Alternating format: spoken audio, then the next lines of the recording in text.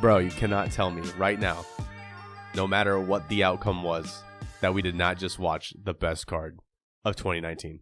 This is probably the most, it met expectations. And then some. Top to bottom, Awesome. impressive. Amazing card. I loved it.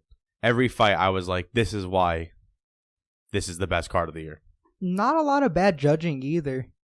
We'll get to that in a little bit. Yeah. I know you've got a little gripe. Oh, they're going to hear it today. You guys are going to hear it today. All right, guys. So what is going on, everybody? Welcome back to another episode of the No Cap Sports Podcast.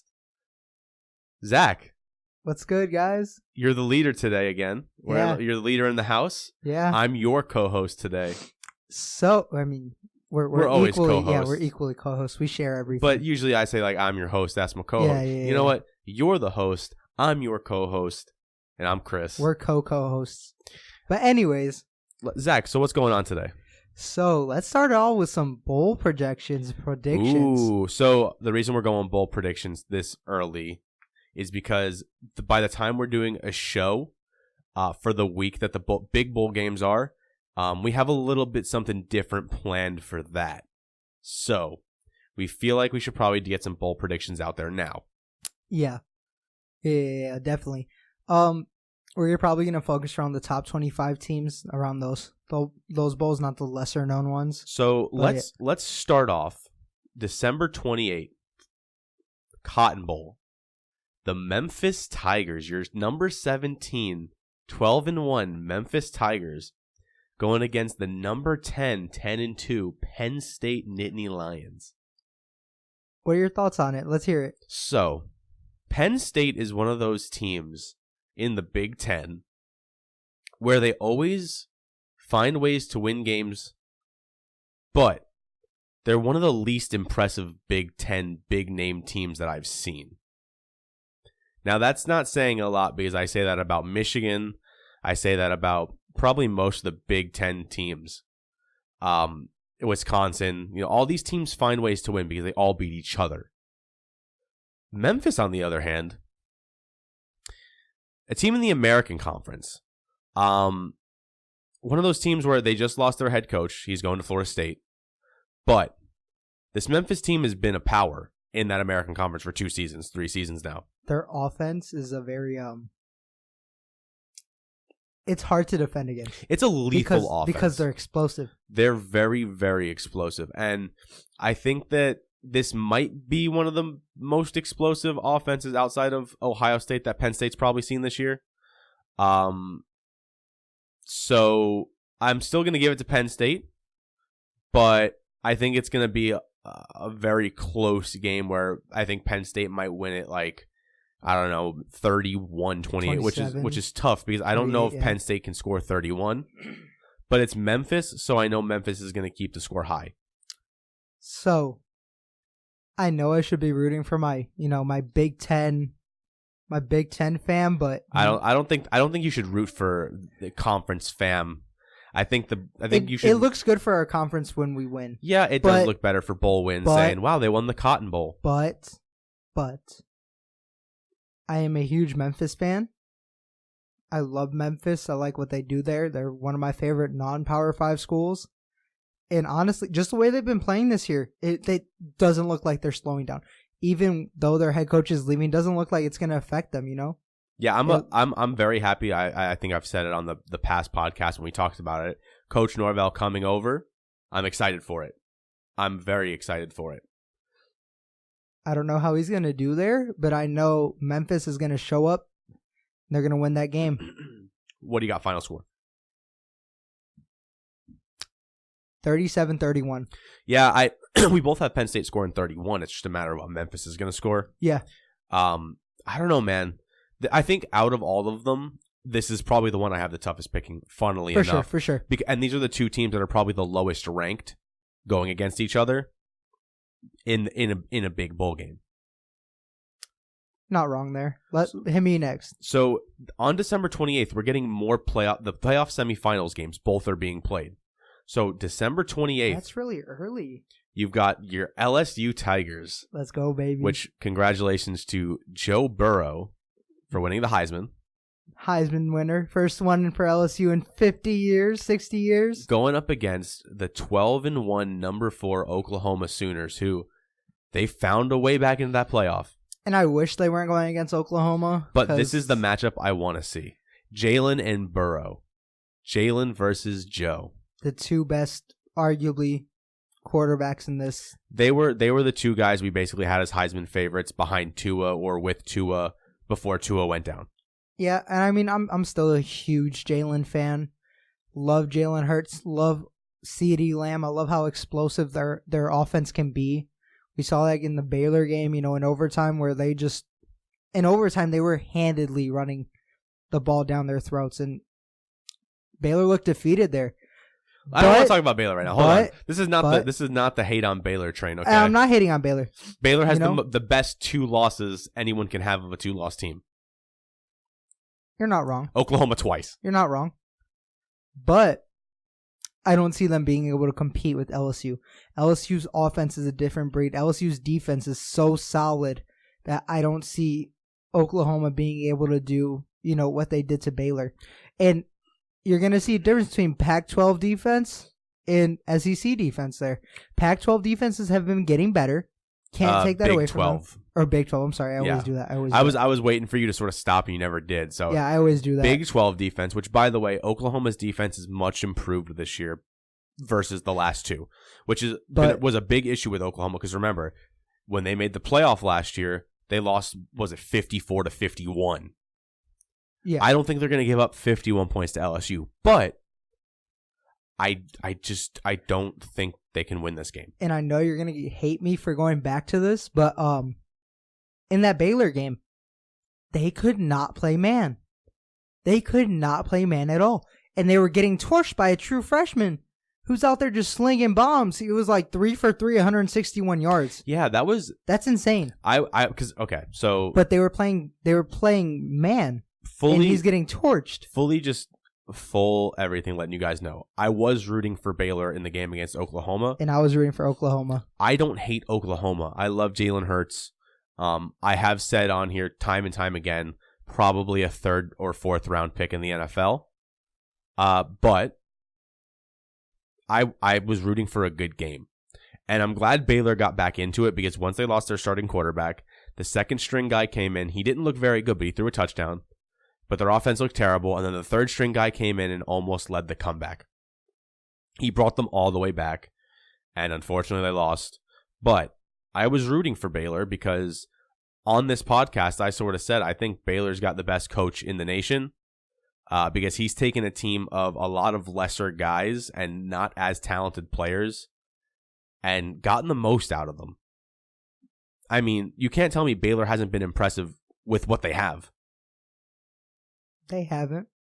They work with what they got, but I think you're going to see a difference between Big 12 play and SEC play, and I think LSU's just going to... It's going to be close first half. Second half, they're just going to blow them out the water. Final score, I'm taking 41-17. I don't think it's going to be that bad. I think it's going to be... Because it's a playoff game, and these teams are here for a reason. I don't see it being a blowout like we've seen in the past when like Notre Dame makes the playoff.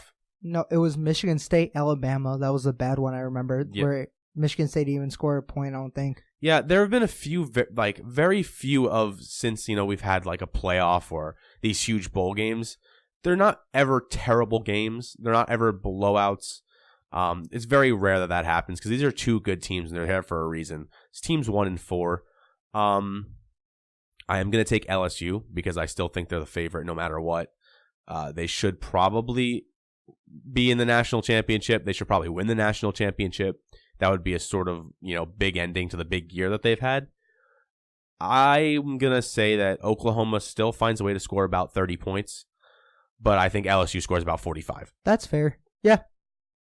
So then we move on to the Fiesta Bowl, which is where we get the Ohio State University, which I've found out that there's somebody who doesn't like when I say the Ohio State University versus the Clemson Tigers. Both teams undefeated, numbers 2 and 3 in the nation. Ohio State smacks them.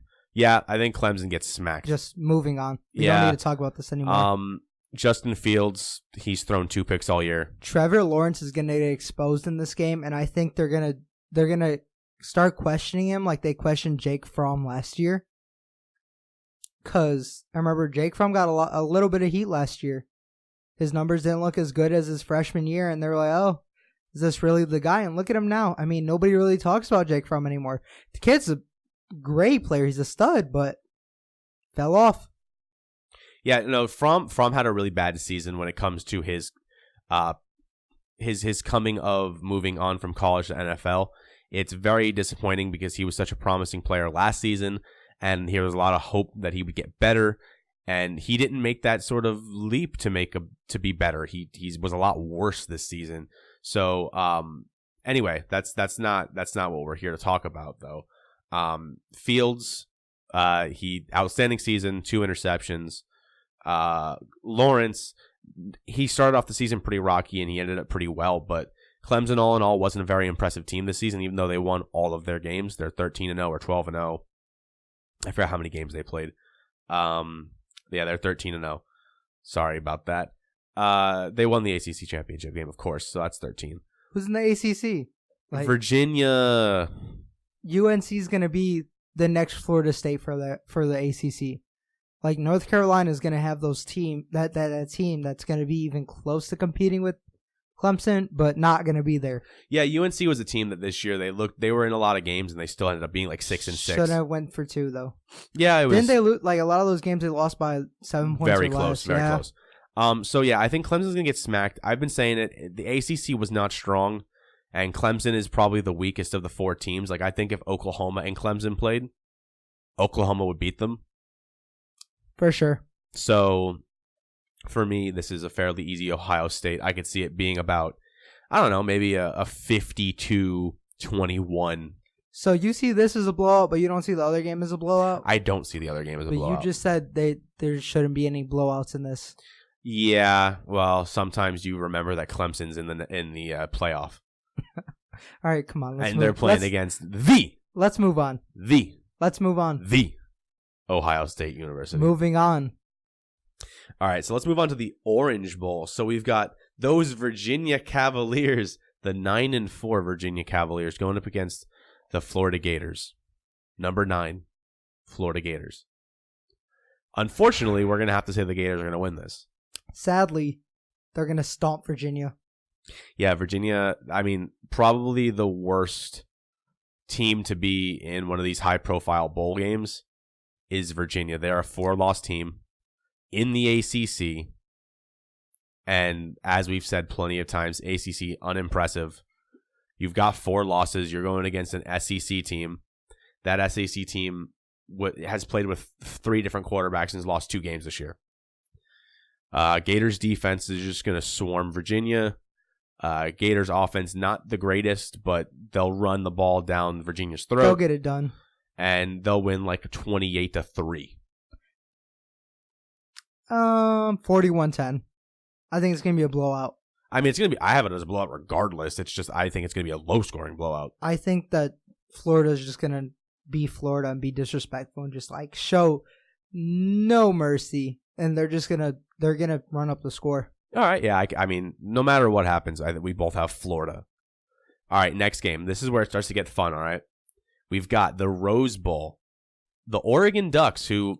They had their destiny in their hands, and they beat Utah. They just wasn't enough. It wasn't enough. Going up against those Wisconsin Badgers. This is a 3-loss Badger team, but they're number 8 in the nation. So, Big 10 versus Pac-12. I'm taking the Big 10. You're taking Wisconsin. I think JT, Jonathan Taylor, amazing season. He had Derrick Henry like numbers, better than Derrick Henry, and Derrick Henry won the Heisman with those numbers. So, but we've seen, so this is something I brought up before. Wisconsin running backs always find a way to put up numbers a la Monty Ball. Melvin Gordon. And it's sort of a system thing where everybody just says, whatever. Even though they have a good old line. Even though we say that, and Mark Ingram won a Heisman. Derrick, like there are these guys that Alabama is sort of known to build these running backs. Trent Richardson was up there. So he put up similar numbers, but in the Big Ten. I think that's probably where it comes from. That's not the SEC.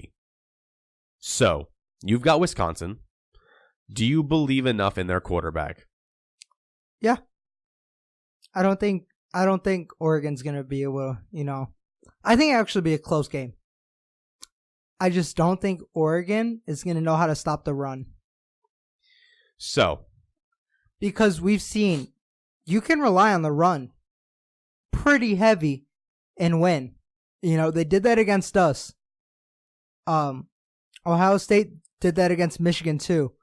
You see, you can do that, and it works. So this is the Rose Bowl, and it always seems like the Pac-12 finds a way to win these Rose Bowls. So I'm going to take Oregon. I think Justin Herbert's going to put a stamp on this game. I think he's going to prove to everybody that he's probably going to be the third quarterback taken. See, I don't believe the hype for Justin, though. I'm not on that hype train. It's not that I'm on the hype train. It's more that I still believe he's got the talent to be an NFL quarterback. And he's probably going to be the third quarterback taken, and he's going to cement that in this game. I think he's going to have a huge game against Wisconsin, and everybody's going to sort of look at it and say this was his defining moment. He'll have the rose in his mouth at the end of the game. And, all in all, Oregon's going to say, maybe next season without Herbert, they're going to fall off, but they get to end this season on a high. And I think they're going to end up winning this game. I'm going to have this game at 35-27 Oregon. 31-28 Wisconsin. All right. I mean, I don't hate it. Both teams are good. For sure. Next up, Sugar Bowl, same day, New Year's Day. We've got Georgia Bulldogs, number 5, 11-2, going up against the number 7, 11-2, Baylor Bears. I'll take Baylor. Oh, that was what I wanted to hear. I wanted to hear that more than anything. Tell me the score. 27-13. It's going to be 13-10. Okay. Because, let me be honest with you, both these teams can't score against good defense. My Baylor Bears, my boys out in Baylor, the best team in Texas. You know what they're going to do? They're going to play some smash mouth defense. And they're going to show you that they can keep up with an SEC team that almost made the playoff. They're going to go up against an SEC team and show them their defense is better than an SEC team's defense. And that's just going to show you how impressive Oklahoma was and why I think they'll be able to score a lot of points against LSU.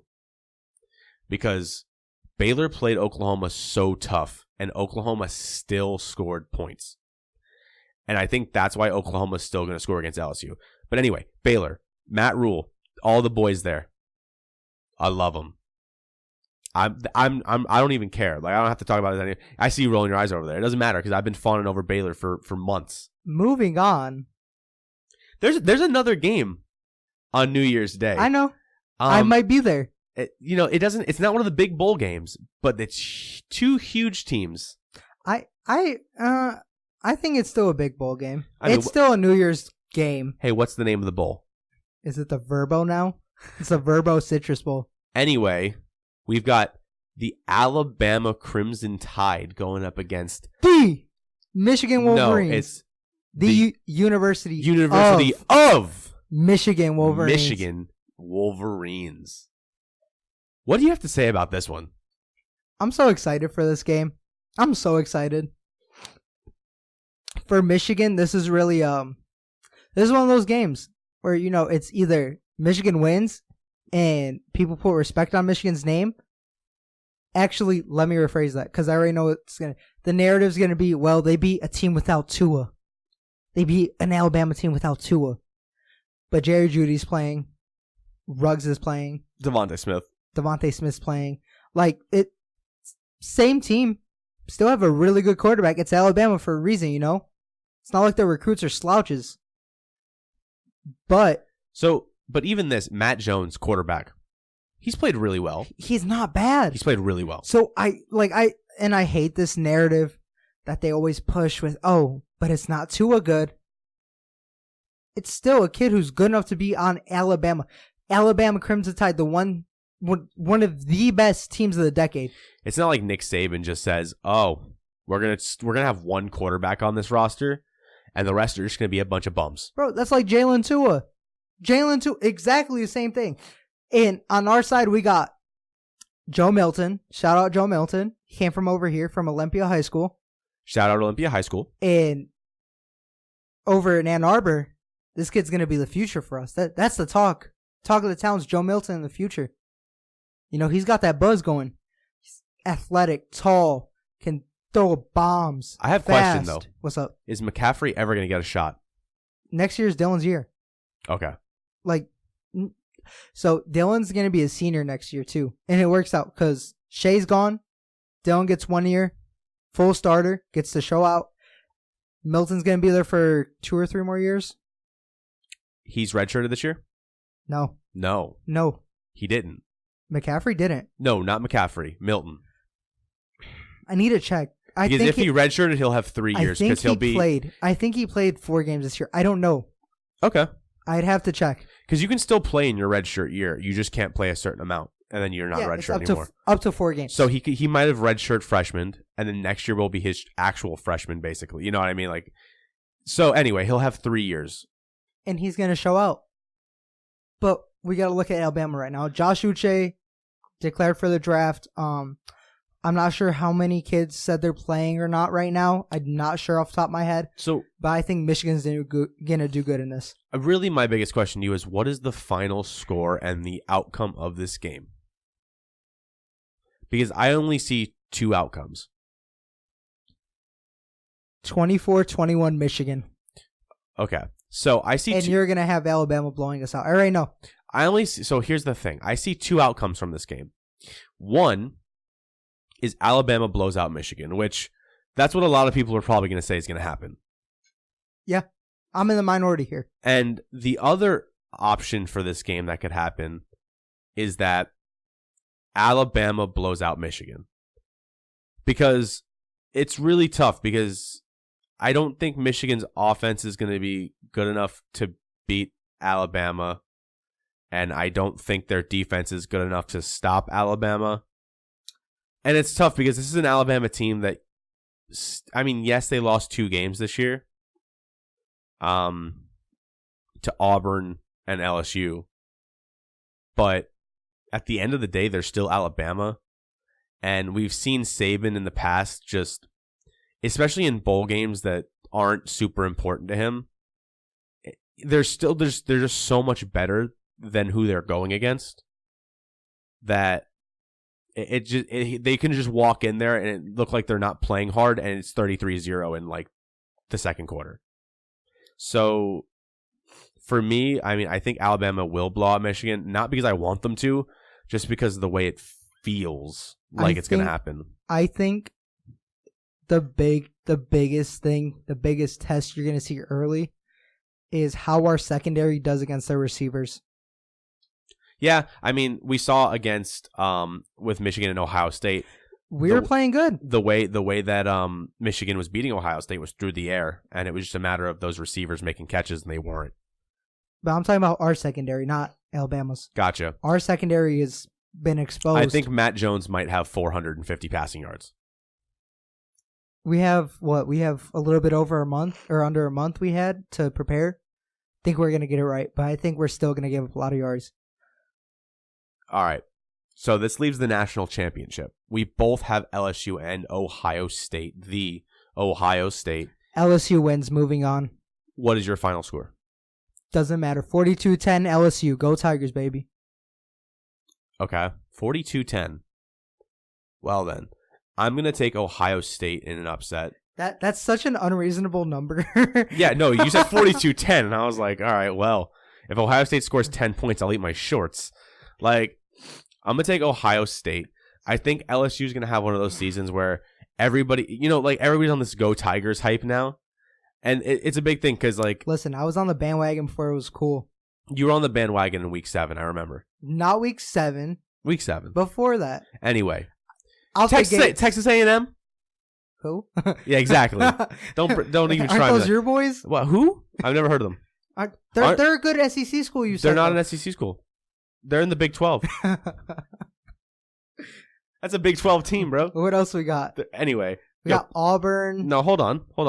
We'll run through a few of these here. So we got Iowa versus USC. Honestly? Yeah. I really hope not, but I think USC. Yeah, I mean, Iowa's a team that this game might end up being like 10-3. This game might be just. This is a team. This is a game they should win, but Iowa hasn't looked good this year. They've looked mediocre at best. Yeah. Next game we've got Minnesota going against Auburn. That's in Tampa, isn't it? That game is Raymond James being played in Raymond James in the Outback Bowl. Yes. We've seen Minnesota lose this year. Yeah. We've seen them lose to good teams. Or a good team. Auburn beat Alabama. And they're coming off that win. So they're coming off high. I'm taking Auburn. I think Minnesota's going to punch them in the mouth and barely get past them. Oh, yeah. 17-14. And we've got one more huge game. This game is, you're not even thinking about it. The Little Caesars Bowl? This game is huge. So, we have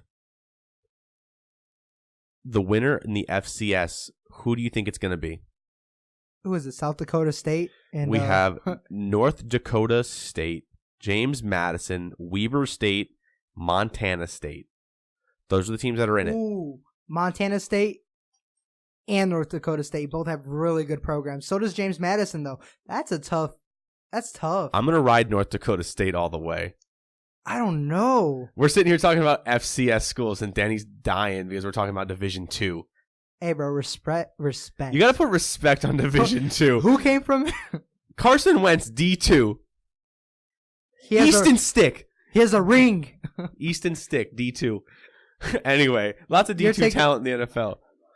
You're taking North Dakota State? I'm going to take North Dakota State just to ride all the way because they're just always number one. I'll take Montana State. All right. I follow somebody on Instagram who plays at Montana State. You know James Madison's number 2. Yeah. James Madison isn't a slouch team either. I've watched D2 football, sadly. Yeah, that's pretty sad. I don't watch D2 football. Bro, I've only watched the championship games. If you have ESPN Plus, watch the Pop Warner games. Those are some Pop Warner? Oh my god, bro. These kids go they ball out. Oh my gosh, you guys remember when your mom signed you up for Pop Warner? It was $130 a game. In Michigan, Pop Warner wasn't that big where I was.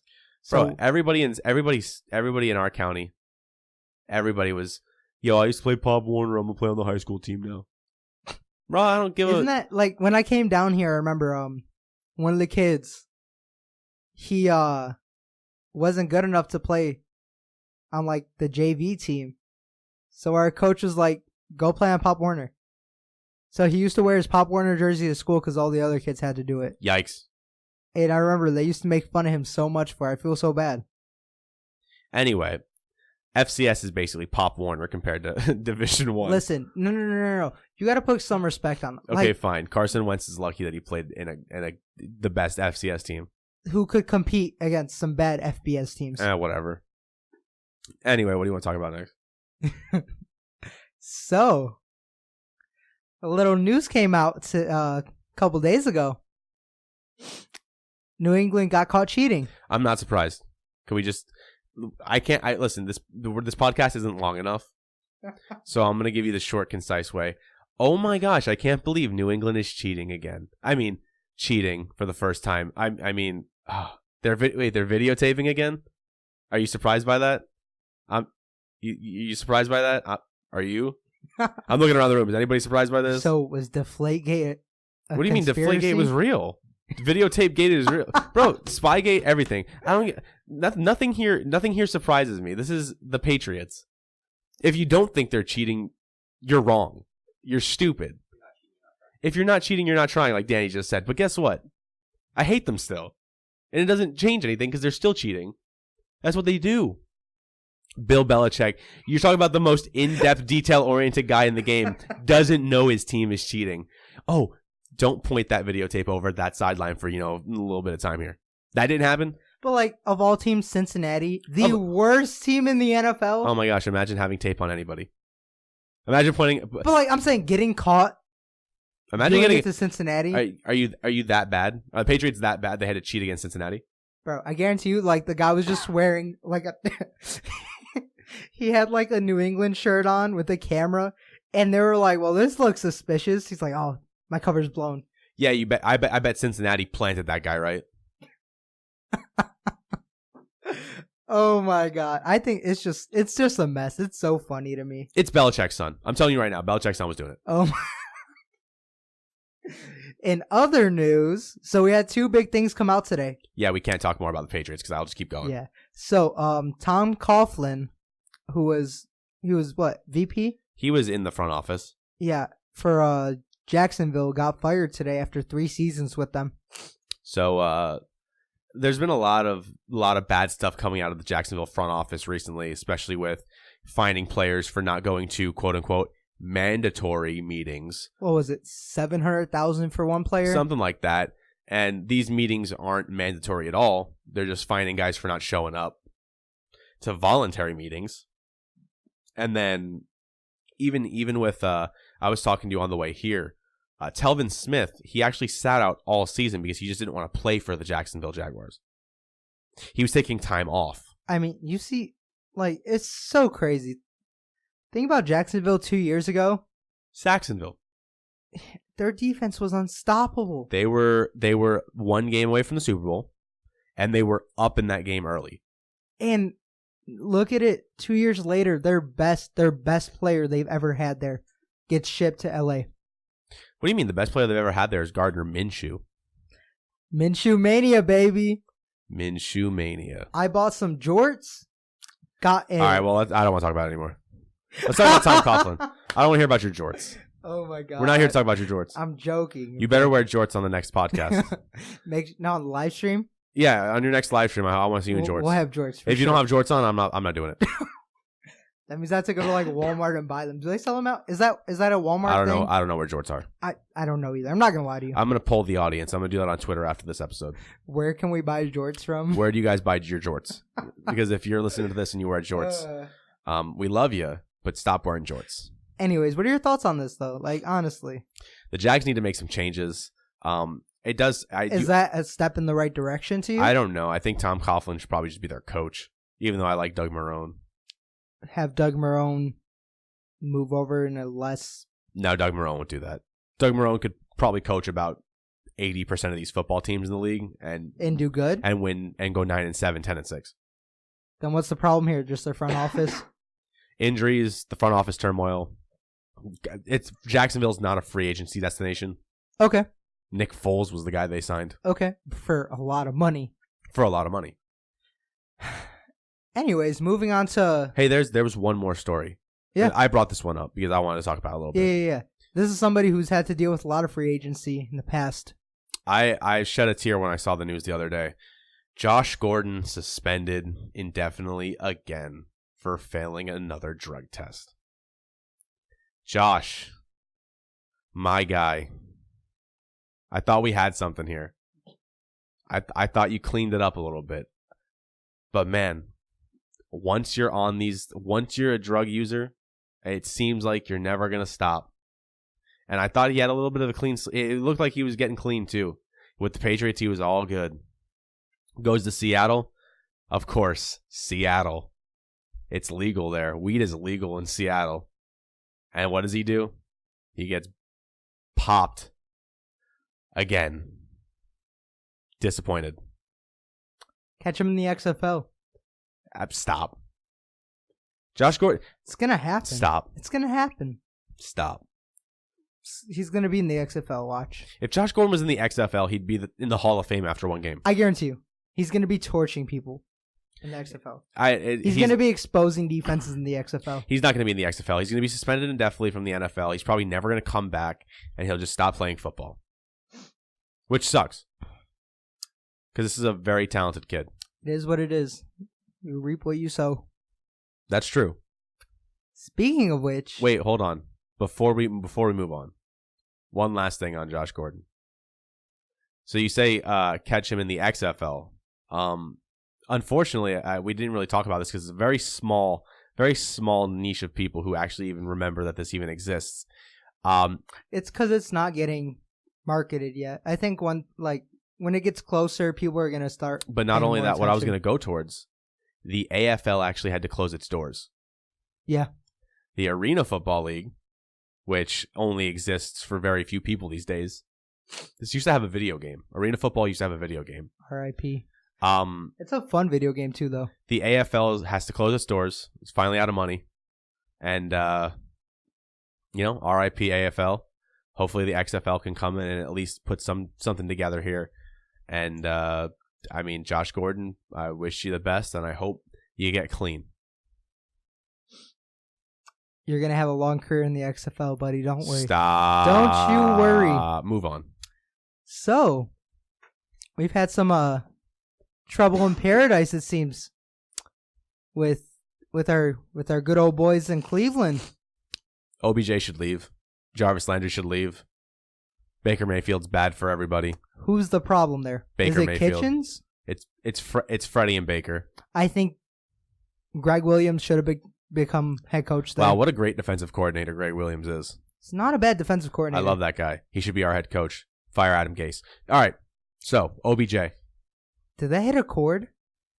No, that's never what happens when we talk about anything related to Jets coaching staff. Adam Gase, fire him. So where would OBJ be good ending up at? San Francisco, where it seemed like he was probably going to go in the first place. Jarvis? Where do you think Jarvis is good at? Miami. Back with Devontae Parker? San Francisco. Nah, back with Devontae Parker and Fitzmagic at the helm? The Giants. They have an opening. Golden Tate ain't going to be back. I see a head shake over there. From a Giants New York fan? Jets. That actually, Jamison Crowder, Robbie Anderson, Jarvis Landry, that sounds like some trouble. Philadelphia. I wish. It's not going to happen, but I wish. Any wide receiver who has working legs and is healthy and can stay healthy for 16 games could get signed by Philly. We have a quarterback in college who switched to wide receiver in the NFL. No, stop that. Put some respect on Greg Ward. There is respect there because he literally just beat the Washington Redskins. I love me some Greg Ward, but we're not talking about Greg Ward. OBJ. Remember when everybody was hating OBJ has said he says he's not going anywhere. You remember all the hate the Giants got? Oh, they traded OBJ for Jabril Peppers. They got Kevin Z. Who cares? You better put respect on Jabril's name. Oh, they got a first round pick. You better put respect on Jabril's name. Wow. And guess what? Who won the trade? At the end of the day, the Giants won the trade. And I'm going to live and die by that because I think the Browns got the bad end of the stick. Because they got the guy who seems like he doesn't want to play football, and if he's not touching the ball, he's going to throw a fit. At least with the Giants, Eli threw him the ball 1,000,000 times a game. I don't know. Diva. You're right. He does have an attitude problem. 100% has an attitude problem. And he's with a quarterback. Who's also a diva. And likes to throw people under the bus. Oh. But I think that's because it starts from the head coach, and the head coach needs to set the tone. It starts from the college kid, Baker Mayfield. And everybody thought the college kid was gone and he was more professional. After the first season. Freddie Kitchens is feeding into it. What? He says, "Oh, you're a gunslinger, kid. Get out there, you leader." Have you not? You see what he wore before the Pittsburgh game the second time? Yeah, whatever. Like, the guy isn't professional. It is what it is. Simple as that. He's not a professional. He shouldn't be a head coach. Fire Adam Gase. Fire Freddie Kitchens. All right. Where are we going from here, Zach? So, one of the best cards of the year, if not the best. So we're moving to UFC. And, man, exciting night. Had a lot of fun. If you would have caught us on the live stream, would have been great. It looked like I was out of the picture for about an hour because I was dead tired. I took a nap before the card, and I still was dead tired by the third fight. So my family walks in. Oh, I'm like dead on the floor. And my grandma's visiting right now. So she walks in, and she's the first. She literally just walks up to me and looks down at me and goes, "All right, is he all right?"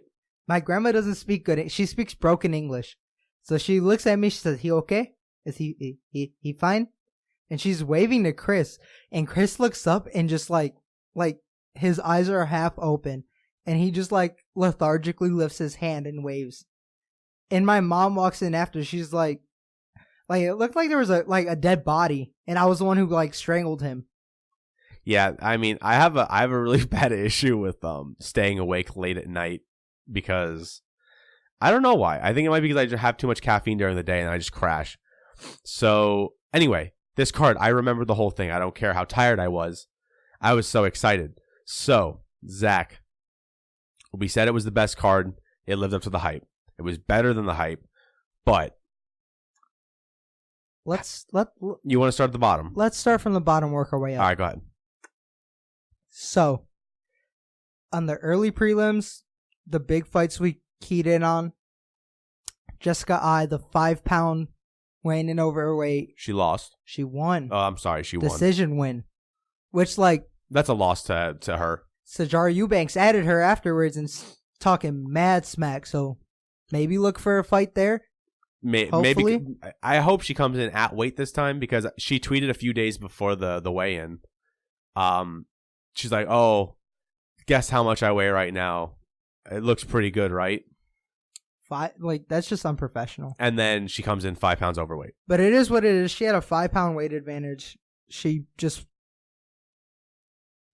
I have no that's. Oh my god, I hate you as a fighter. You have a job. 5 pounds. When it's that much, 5 pounds. There's no excuse. No excuse. I don't see. The issue arises when it's for me more than 2 pounds, because that means you just weren't even close. We've seen a lot of, especially later in careers, we see a lot of guys start missing weight, or guys who sort of have something happen in their life and then all of a sudden they try and make weight and they just can't. There are some guys who just, for some reason, never are able to make weight. It's sort of what happened with Johnny Hendricks after a while. He was just sort of predisposed to never make weight. I just don't want this to be something that follows her, where she just keeps missing weight. I want it to be a one-time thing. That's it. Move on. I think it will be. She won't have a problem like this again. But she got a decision win. Brandon Moreno got a decision win over Kai Kara France. Just hats off to him. Kai Kara France isn't a slouch. Chase Hooper. Knockout win. First round, 4 minutes, 34 seconds. Chase Hooper, this kid's a stud. Dana White found a good fighter against Daniel Tamer, who's not a slouch either. Take your time with the kid. I hope so, because learn from your mistakes, Learn from your mistakes with Darren Till. Pushing him way, way too soon. And then we got to the prelims. So The first one we had was a Matt Brown TKO over Ben Saunders. That was a wild fight, though. That was. And it looked like it was going Ben's way, and then it flipped to Matt, and Matt he ended it. Yeah. And then the next one we had Ian Heinzich taking a decision loss to Omari Akhmedov. Yeah, we both got this one wrong, but I mean, I think it was more because I had just seen Heinzich fight, and I was sort of like, hey, I think he's going to have a bounce back. Wow. Looking at these stats, Heinrich was 70 for 121. He's accurate. Akhmedov was 69 for 180. Not accurate. 2 for 4 on takedowns for Akhmedov. 3 for 10 for Heinrich. I mean, so I'm admittedly going to tell you guys, I didn't get to watch this fight. I was a little bit busy, but I was hoping for what I said to happen. It didn't. And maybe, in the future, one of these guys can, move towards maybe contending at some point. I don't know how you feel about that, Zach, but we'll talk about what I think later, because it's something that came up again towards the end of this card, which I think we need to talk about. All right. So then we're going to end these prelims, right, by the way, these last two ended in some nasty knockouts. So we have Irene Aldana knocking out Ketlin Vieira, giving her her first loss in mixed martial arts. Zach, did you see the knockout? Did she fold her? Yeah, I did see it. We both saw it. Yeah. That was nasty. And that, by the way, first loss for Ketlin. First one. She was 10-0 going into the fight. Crazy, man. She set it up perfect, though, too. That feint just put her out cold. And like, she literally went out cold. And then, of course, we bet on Mike Perry. And Mike Perry got manhandled like I've never seen Mike Perry get manhandled before. By Jeff Neal in about a minute and 30 seconds. You know what, though? Hats off to Jeff Neal. Hats off to him. He came in ready. Can't say nothing less, but hats off to him. And that was a good fight for him because that just shot him up, shot his stock up. Which was crazy because remember... Because he's being, by TKO, two really durable guys in Nico Price and Mike Perry. You have to remember, I told you, Mike Perry, he was a waiter. Jeff Neal was. I'm sorry, yes. Jeff Neal was a waiter, and then when they announced his fight against Mike Perry, he quit his job because he was getting back in the UFC. He was getting back into a ring. And, this is a big win for him. It's going to shoot him into, some bigger bouts, probably more bouts this year. He won't have to be serving tables. He's going to be able to, hopefully serve some fists and some faces, get some dubs, and, maybe contend again, maybe get towards contending. Oh, all these guys are working towards contending and winning a title. And, this could shoot him towards, getting into that, a little bit contending range. I think he's close. He's a fight or two off. Now, the kickoff of the most amazing main card of the year. We had, let me try and pronounce this how they were saying it on there. Petr Yan going against Uriah Faber. What a fight, but you can't tell me Yan just was not all over Uriah. Uriah didn't look bad. but Peter Yan just did not look even good. He looked amazing. Oh my god. The whole fight. This shoots his stock up so high. A lot of people are saying, "Oh, he deserves a title shot now." Not yet. Just one or two more. I think one more. One. He doesn't need another one. After this, after his next fight, if he wins, straight title shot. Because he's strong. He busted Uriah up. Not once. Not twice, but 3 times he knocks him down. And Uriah, being Uriah, he kept his composure. Looked good throughout the whole fight. Up until the end with that head kick. That just put him to sleep. Now, when we did predictions, because I sort of clowned you for this, Peter Yan was your fighter to watch 1 week. And a few weeks later, you're picking Uriah Faber to beat him. And I was on Yan. I said, there's no way. I don't think this 40-year-old Uriah Faber is gonna come in here and make him look bad. And of course, Peter Yan came in stronger than he looks ever, and he's out here just beating up on Uriah Faber, who again, like we've said, is no slouch. But man, he looked cage control, everything. This guy had it all. That's the future, bro. You know what? And I literally just took Uriah because it's Uriah. I wanted to bask in the good old days. But this needs to be Faber's last fight. It is what it is. He's 40 years old. I need him to stop. He looks good for 40. He looks really good. Okay, if this was Bellator, if he was in Bellator, bro, different story. I understand. But it's UFC. You're at the top of the top here. You're fighting the best of the best. Call it a career, bud. All right. Next matchup. You know who shouldn't call it a career, though? Who? Jose Aldo. Okay. So we said there wasn't a lot of bad judging, but I'm going to start here with where the judging turns south. For me, Jose Aldo wins this bout. You want to hear the stats? 29-28. You want to hear the stats? Go ahead. So, Moraes was 59 for 137, 1 for 2 on takedowns. In that one takedown, he was rocked. He got a good throw. Yep. Jose was 63 for 152 and 58 for 147 significant strikes. So Moraes was 59. So Moraes Marias hit a little bit more accurately. But watching the Jose fight, was throwing more. we both said we thought Aldo won the fight 29-28. Yeah. Jose hurt him more. Yep. Jose slowed him down more. And I think Jose did enough to get it done, but it was a split decision, I'm pretty sure. So you can't take anything away from Aldo because Aldo looked really good. So I know Aldo at bantamweight. Yeah, at bantamweight.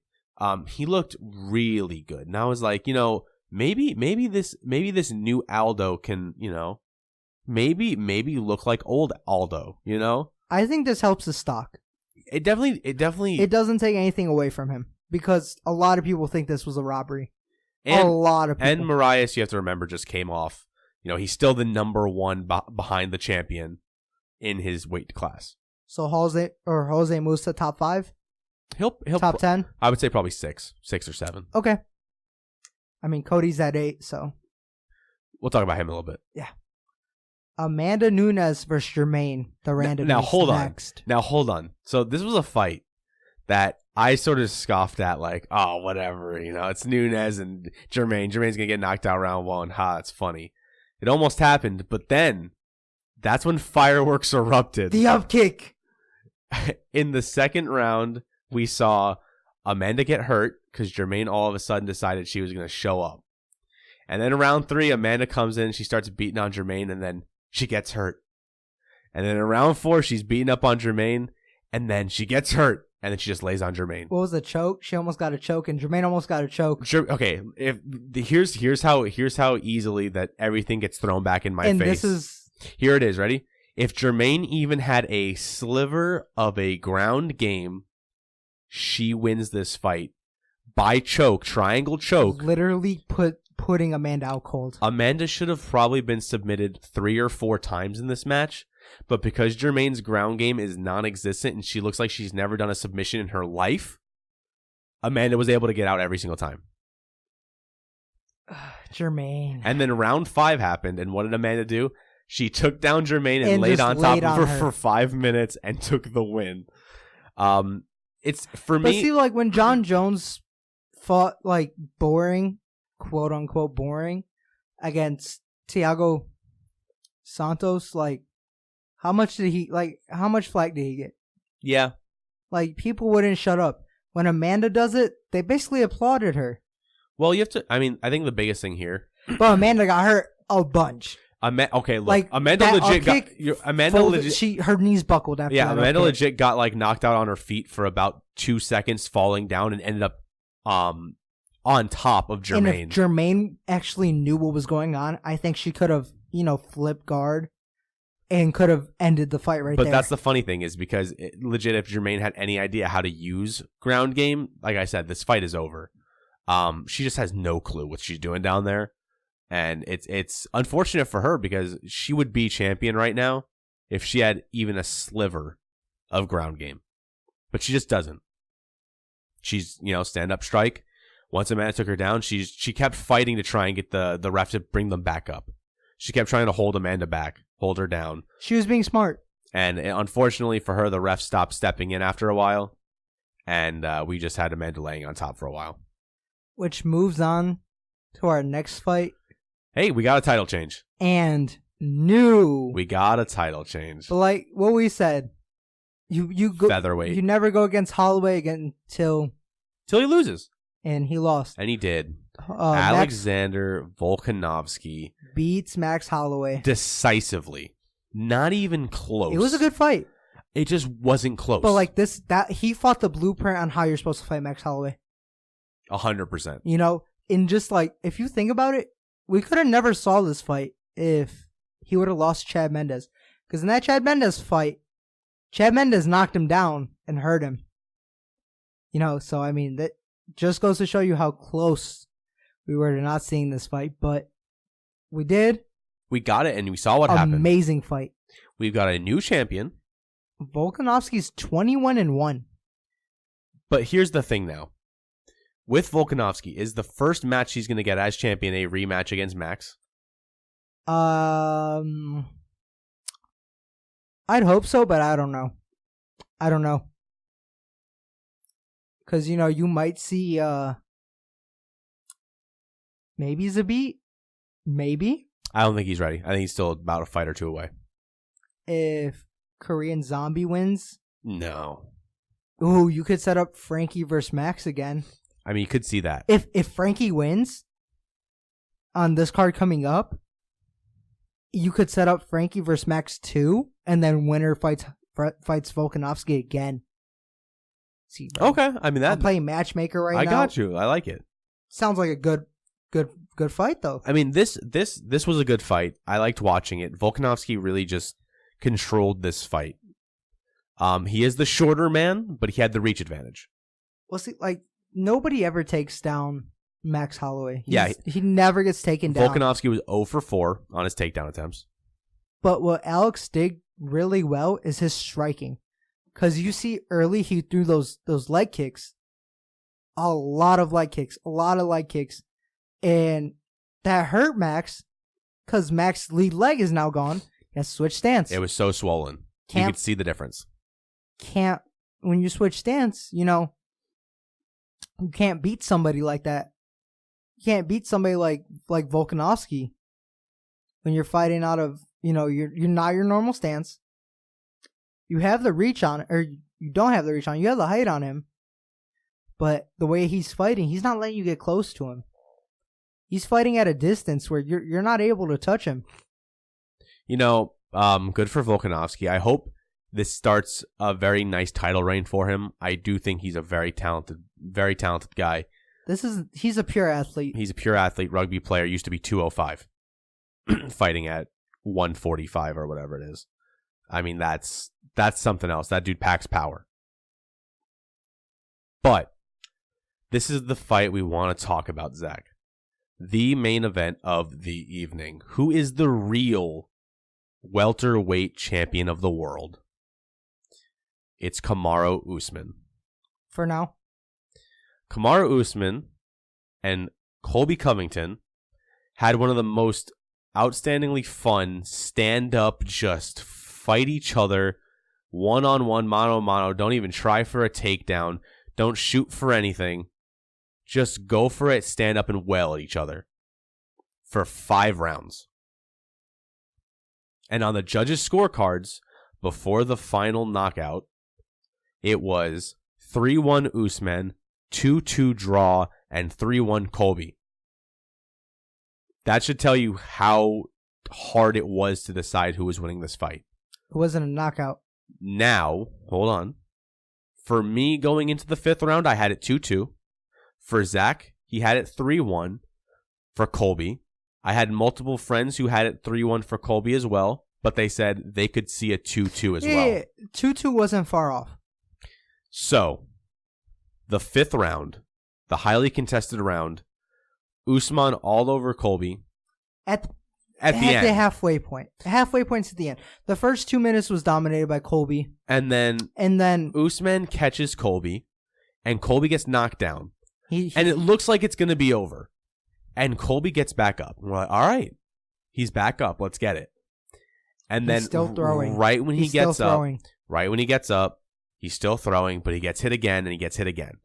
And then he goes down, he's up against the cage, and he starts getting hit, but he's still guarding. He's guarding his head. He wasn't up against the cage. He hit the cage, and then he bounced forward. They were close to the cage, but he wasn't up against it.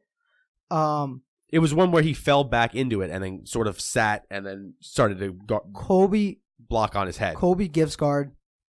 He's down. He's not in like a turtle position, but he's on his hands. He's on his knees. Yeah, he gives up back basically. Yeah, he gave his back up, but Kamaru was sprawled on him, and he was wailing on the head, but he was blocking. He was missing. Colby was blocking. He was missing his shots, and Colby was working for position. And then at the end of it, ref jumps in and says, "That's it." So what I'm gonna say here is, you could have seen something different if Colby would have gotten that top position, and for the last how many seconds were left? There was exactly, because this fight ended at 4:10. There was 50 seconds left. For the last 50 seconds, if he was just wailing on Kamaru, you could have seen a completely different narrative. So here I'm already saying Mark Goddard. I do not like Mark Goddard as a ref. I think he always stops it early. I do remember. Never has any good stoppages. I don't like Mark Goddard. You remember like he's literally like Mario Yamasaki, just pure incompetent. You do. I remember we were when we started the stream up when Goddard was on one of the earlier matches. You said, I hope he's not on the main event because he sucks. So here's all I had to say. Let's say they don't call the fight with 50 seconds and left. on top of that, let me just say, fake groin strike. All right. If the fight does not end with 50 seconds left, do you think Usman would keep top position, or do you think Colby gets up? It's hard to say, bro. And how long would that have taken? It's hard to say. So here's what I'm saying. If it goes to the decision, I think the worst thing that could have happened did happen, and they called the fight. Because if it goes to decision, goes straight to rematch, boom. But at the end of the day, it's still an Usman win if nothing in that last 50 seconds happens. Because as we saw, you could have saw it be a draw. Honestly, you could have seen it be a draw. Not after that 5th round. We saw the 2 knockdowns. You'll never know. You'll never know. But we saw the scorecards, so we know it would have then become 4-1, 3-2, and 3-2, and that 3-2 would have swayed towards Usman on the 2-2 judge because that 5th round, Usman had 2 knockdowns and would have held top position for who knows how long, and then he would have outlasted the last 50 seconds. You never know. You never know, but that's just what would have happened. Using what we saw, that he would have taken the last round. It is what it is. Give me your final thoughts on that.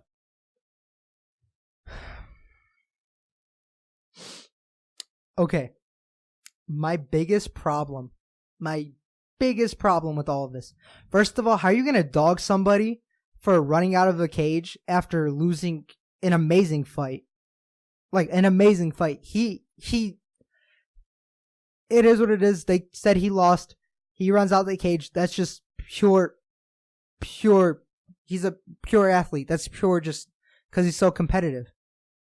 He has every reason to be hurt and mad. But because you guys don't like that he's portraying a persona, you dog the guy for it. Because you guys, I'm talking about all the casuals. A lot of casuals. A lot of people who aren't casuals just don't like what he does. But you got to think about it. This guy wasn't going to have a job if he didn't do what he did. They were ready to ship him out if he didn't do what he did. You know why? Because they said he was boring. Because he didn't run his mouth. But look where he is now because he did what he did. And you know what? He still has a job because of it. And mark my words, he's still going to go right back up to the top. And he's going to contend again. And I think he will win it. All right. So, He's like the modern day Chael Sonnen, in my opinion. I want to get your opinion on one last thing before we move off of what we're talking about here. Let me hear. Cody Garbrandt, during UFC's last event here, it was announced his bout with Rafael Assunção. Your boy is back in the ring. He's getting back in there. No love's back, baby. So, 3 straight losses for Cody. I'm sorry. 3 straight losses. If he loses this one, it's probably off to Bellator. What do you think happens in this fight against Assunção? He wins. Knockout. 2nd round. You think he's back? I think he's back. He had a coaching change, a gym change.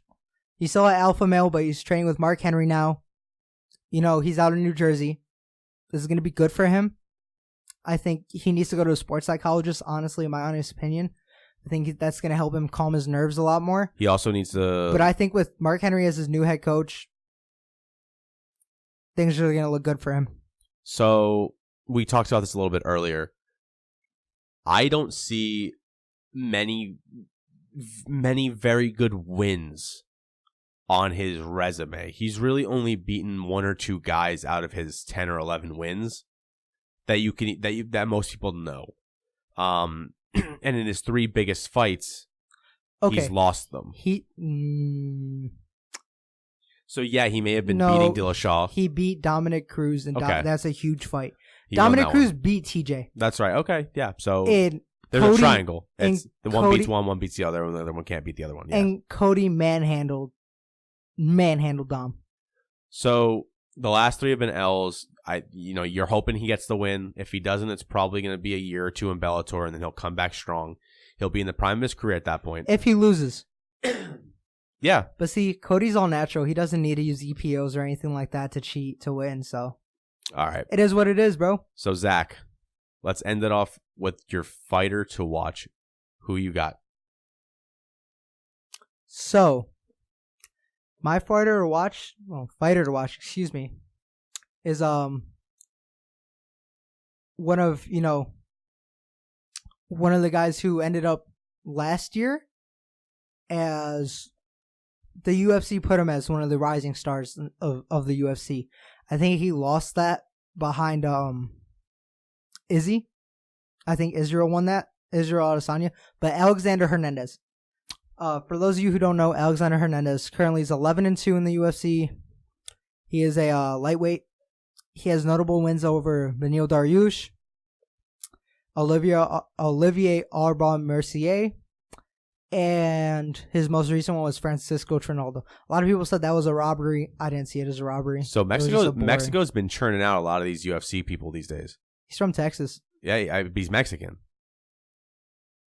You could look at it. He's Mexican. I don't want to say anything because I don't know. He is. I didn't pay attention to his heritage. I know he's American. He fights out of San Antonio. That's where he's from. I'll wait. Sure.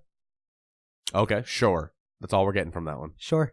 I'm not gonna look for it. All right, go ahead and finish. I'll take your word for it. Go ahead. But anyways, just a really good kid.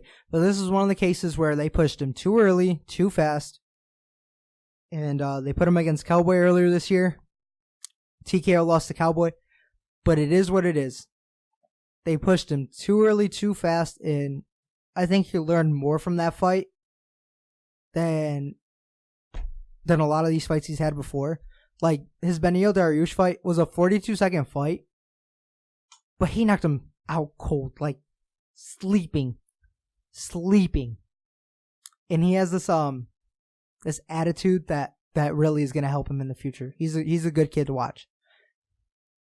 He's going to need a couple more years, but definitely a kid to watch. And like we've said plenty of times, a lot of these guys are going to be guys that are going to take a few years.